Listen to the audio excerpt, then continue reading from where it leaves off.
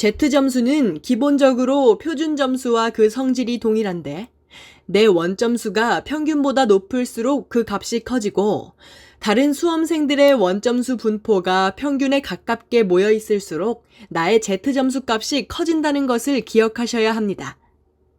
그런데 Z점수는 그 값이 대체로 작고 음액값으로도 표시될 수 있기 때문에 일련의 과정을 통해 어느 정도 표준적인 값이 되도록 변형하고 있습니다. 그래서 화면에서 보시는 바와 같이 국어, 수학 영역에서는 평균 100, 표준 편차 20을, 사회, 과학, 직업 탐구, 제2외국어 한문은 평균 50, 표준 편차 10을 기본으로 바꾸는 것입니다. 표준 점수는 소수 첫째 자리에서 반올림한 점수로 표기하고 있고요. 결국 이러한 모든 과정은 쉽게 말해서 어려운 시험에서 50점을 받은 학생과 쉬운 시험에서 50점을 받은 학생을 동일한 50점으로 규정할 수 없기 때문에 어려운 시험 50점에겐 가점을 주고 쉬운 시험 50점에겐 감점을 주는 과정이라고 볼 수 있습니다. 이러한 공식을 통해 나온 표준 점수는 만점이 정해져 있을 수 없기 때문에 최고점이라고 표현하고 있고 이는 수험생들의 원점수 분포에 따라 해마다, 과목마다 달라지게 됩니다. 다시 한번 강조드리지만 표준 점수 도입의 기본 목적은 학생마다 선택 과목이 다를 수 있는 상황에서 보다 어렵게 출제된 과목 시험을 치른 학생들이 불이익을 받지 않게 하기 위함입니다.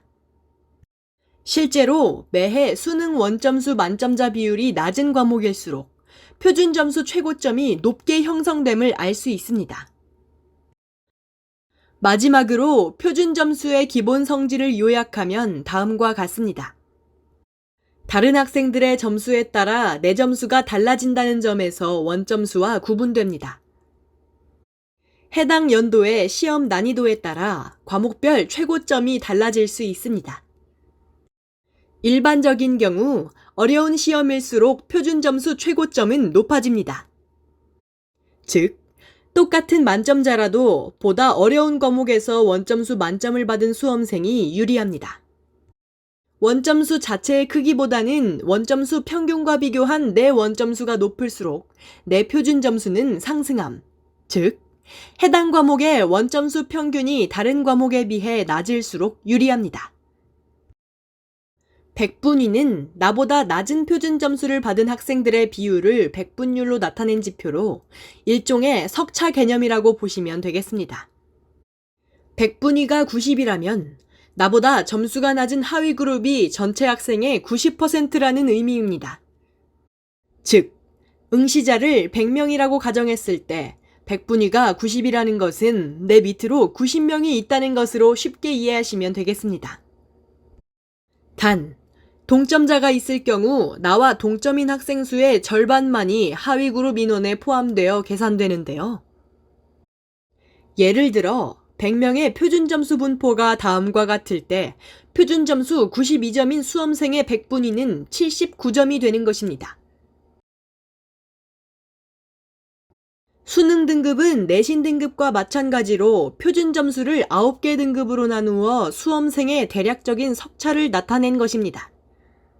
9개 등급은 수능 표준 점수로 산출한 누적 백분위를 사용해 구분하며 등급 구분 점수, 즉 커트라인에 놓여있는 동점자에게는 해당되는 등급 중 상위 등급을 부여합니다.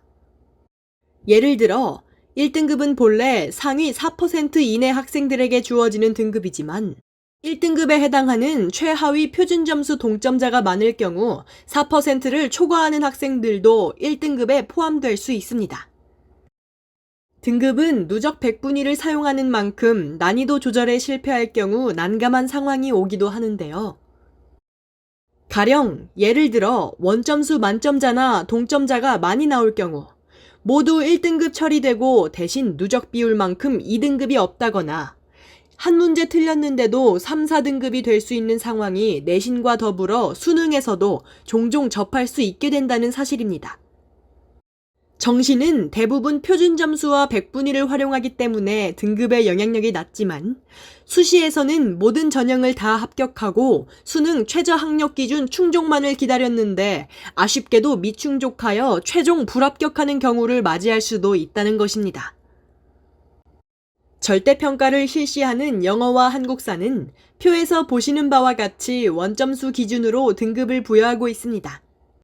구독, 좋아요, 알림 설정 잊지 마시고 궁금하신 점은 댓글로 문의해 주세요. 감사합니다.